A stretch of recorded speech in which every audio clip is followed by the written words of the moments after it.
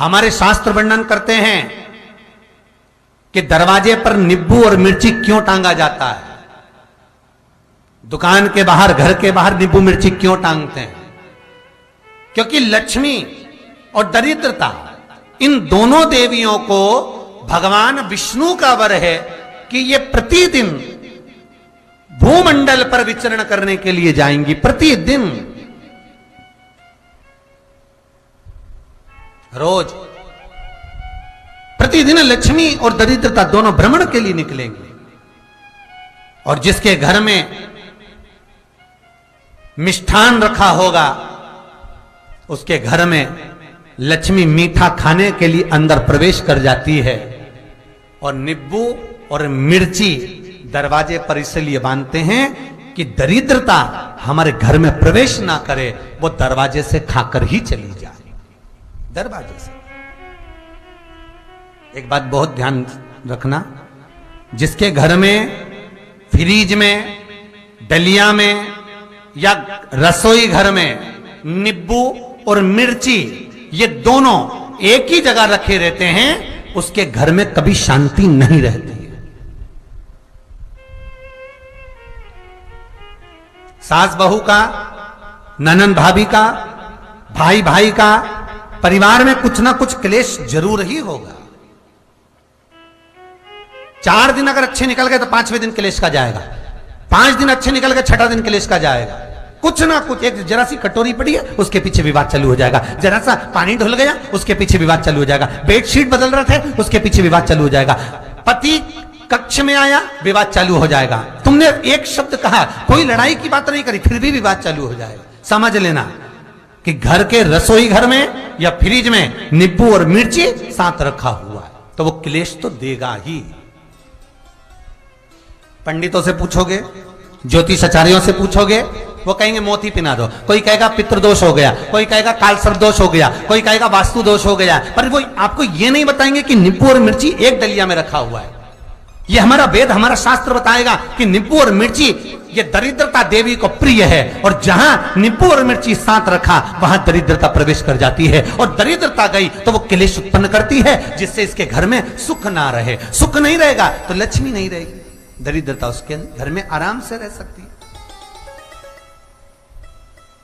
अब बहुएं कहीं किसी से पूछ रही, सास किसी से पूछ रही, हमारे घर में शांति नहीं है, हमारी बहू बहुत अच्छी थी पहले, बहुत क्लेश करती है, हमारी सास बहुत अच्छी थी, बहुत क्लेश करती है, घर में विवाद इतना ज्यादा होता है गुरुजी, जरा सी बात के पीछे विवाद होगा इतना बड़ा फैल जाएगा, पति पत्नी में जरा सी बात होगी इतना बड़ा फैलाना हो जाएगा, बच्चों को थोड़ा सा समझाओ इतना बड़ा फैलाना हो जाएगा। कारण क्या है? उसका कारण है तुम्हारे घर में जरूर एक डलिया के अंदर नींबू और मिर्ची या फ्रिज के एक बॉक्स के अंदर नींबू और मिर्ची रखा हुआ है, उसका क्लेश तुम्हारे यहां रहेगा ही,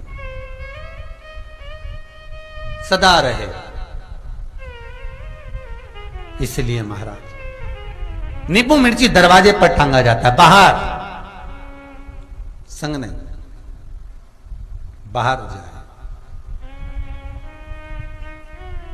एक बात बहुत सुंदर है,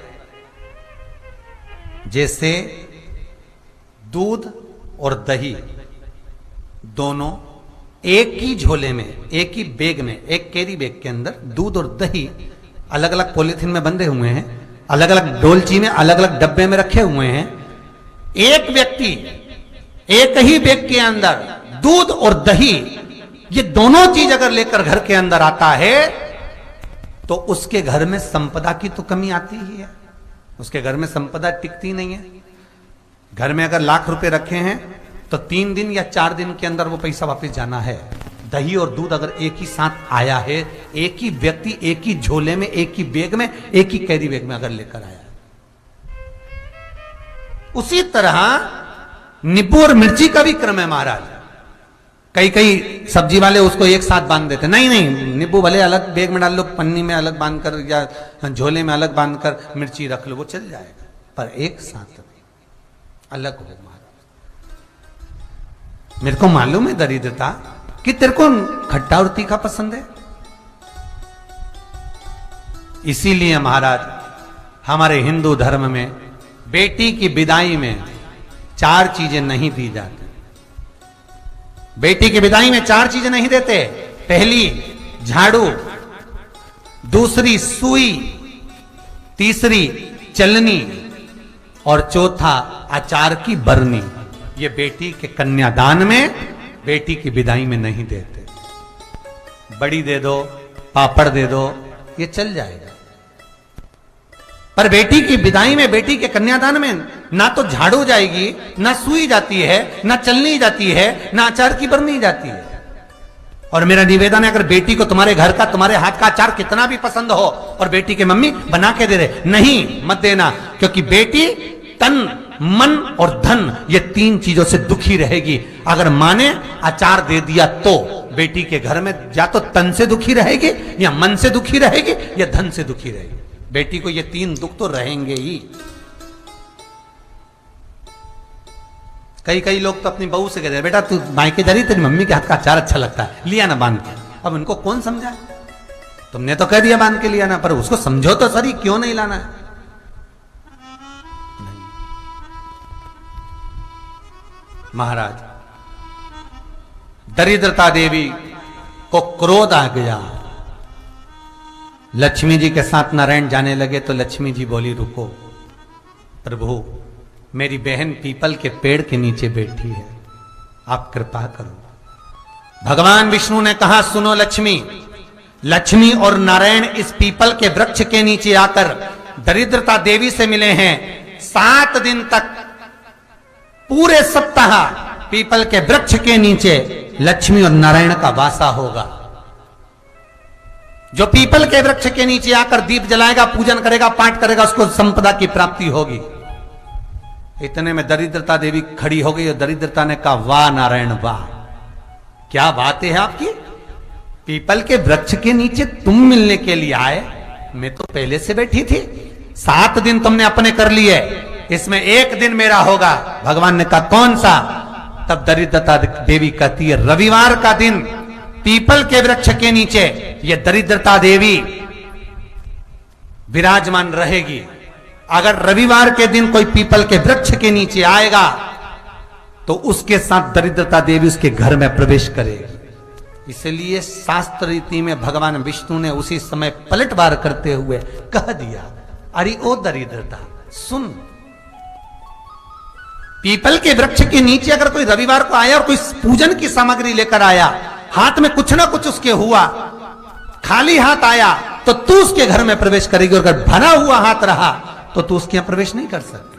ठीक है प्रभु, वचन दे दिया भगवान ने। इतने में दरिद्रता देवी भगवान विष्णु से बोली, प्रभु, सारे देवताओं के पीछे अधर्म बैठा हुआ है,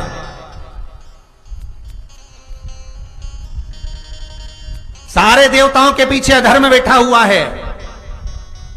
दुख और दरिद्रता कहां जाकर बैठे हैं, आप स्थान बता दीजिए।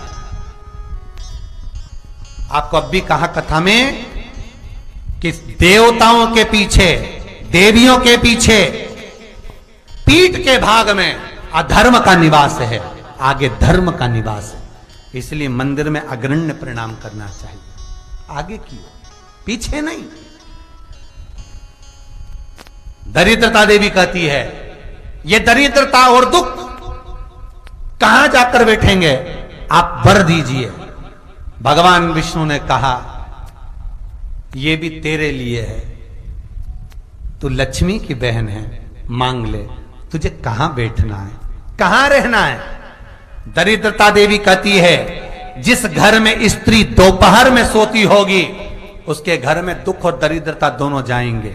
जिनके घर में कांटेदार पेड़े लगे होंगे, पौधे लगे होंगे, उनके घर में दुख और दरिद्रता दोनों जाएंगे।